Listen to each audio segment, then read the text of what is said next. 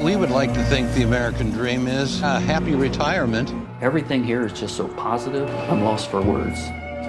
The reason I came here is because I figured this would be the last hurrah. For me, it hasn't been the fantasy land that I thought it would be. For reasons that are some are true to my own self, you know. Oh my God.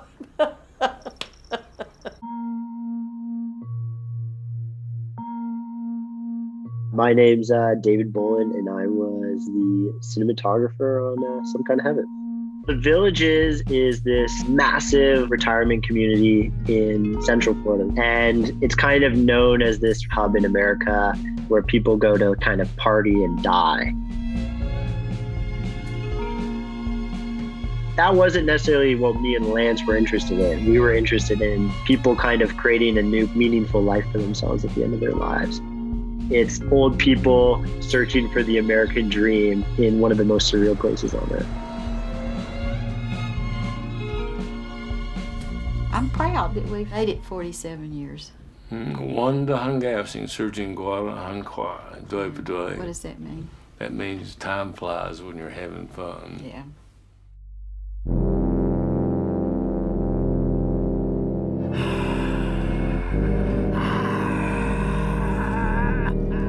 What's great about The Villages that you don't have in a lot of documentaries is these are a bunch of old people who don't have much to do. We'd kind of pull up our minivan with all our gear, and you'd have like 6 neighbors coming out being like, who are these guys? And Lance is such a curious director. So like he'd talk to a neighbor, and the neighbor would be like, oh yeah, you should film with Nancy. She's like a really good racquetball player. And you should go film with Barbara. She's in an acting class. So many of the characters we found were based on these like early interactions we had just because we were ingrained in the place. Who am I? Who am I? Hurrah! Hurrah! Hurrah! Hurrah! Go!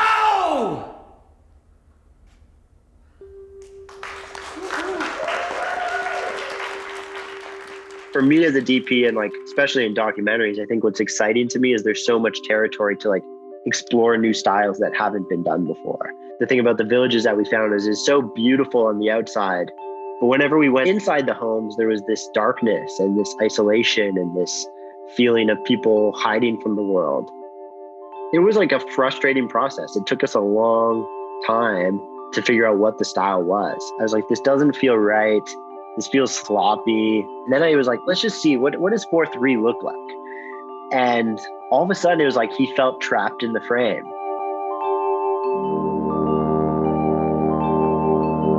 From that point on, it was like everything was clear. It was about making these people feel isolated within a space.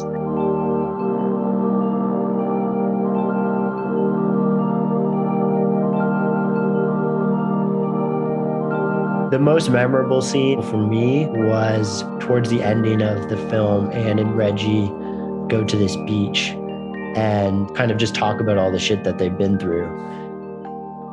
It's one of those scenes where I felt so emotionally connected to them, and I knew all the baggage that they had together, and it just informed what I did with the camera.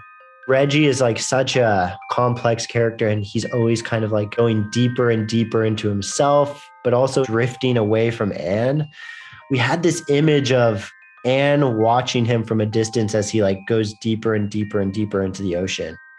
I don't know if I've ever photographed a human face that showed as much emotion as Anne's. I think that's a scene that to this day I'm like very proud of.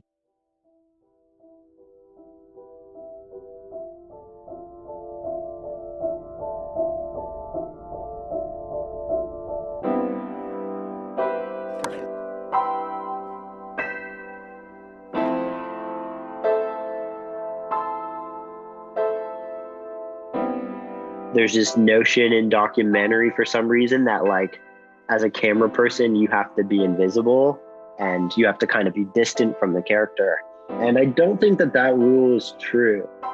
If you spend time with characters and you get them really comfortable with you, you can be this close to the camera and they can not be thinking about it at all.